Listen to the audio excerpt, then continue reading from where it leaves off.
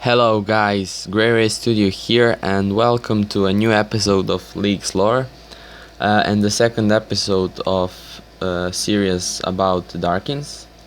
In this episode we are going to talk about Tryndamere and his lore, so let's begin. Fueled by his unbridled fury and rage, Tryndamere cuts his way through the tundra, mastering the art of battle by challenging the Freljord's greatest warriors. The wrathful barbarian seeks revenge on the one who decimated his clan and strikes down all those who stand between him and his final retribution. Struggling to survive in the harsh, frost-bitten Freljord, the young Tryndamere and his people warred with other tribes over the scarce resource of the land. One such battle changed his life forever. Raiders ambushed Tryndamere's clan in the dead of the night, and though his warriors were able to push the first wave of attackers back, they weren't prepared for the dark figure that next stepped forth. He wielded a cruel living sword and inspired an unhinged bloodlust in the invaders with his unearthly magic. Tryndamere's tribe was overrun within moments. With no hope of defeating the enigmatic being, Tryndamere threw himself at certain death. The dark figure sweated him aside, mortally wounding the young barbarian. Tryndamere saw death and destruction engulf his home as his life slipped away. No one was left standing, only the screams of the dying remained.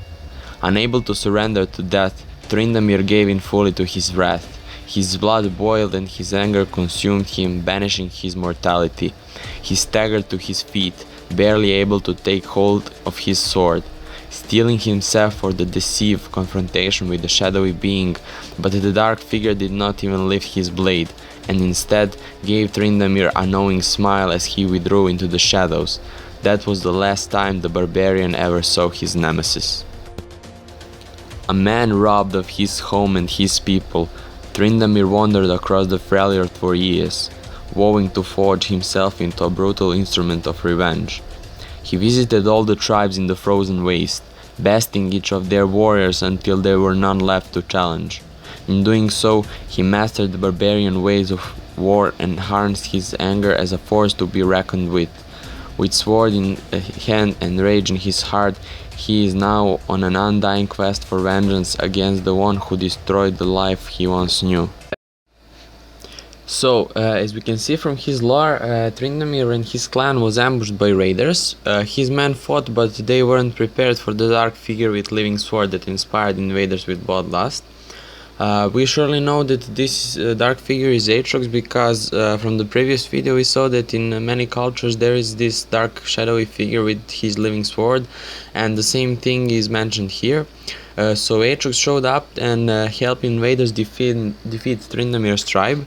Tryndamere was last standing and he attacked Aatrox with his last bit of energy. But Aatrox just sweated him aside and mortally wounding him. But Tryndamere couldn't die and he stood up trying to fight, fueled with his rage, and Aatrox just vanished into the shadows and gave a Tryndamere knowing smile. So if he gave him a knowing smile, it is for sure that Tryndamere saw Aatrox before or even knew him. But from this we can assume that Aatrox wanted to give Tryndamere immortality by scratching him with his living blade, especially because Aatrox has a taunt in game where he says Tryndamere, my greatest creation. And this is maybe a very important information on what Darkins are, and maybe this is one of their power to make other people like them. And if this is true, then Demon Blade Tryndamere is also a Darkin. But we will talk more about that in the last episode of this series, so stay tuned. And after all that, Tryndamere wandered around Freljord, besting all champions and trying to find Aatrox and avenge his tribe. So basically that's it for this episode. Thumbs up if you like this video. Subscribe for future episodes. Leave a comment down below and tell me your opinion about this, and I'll see you in the next video.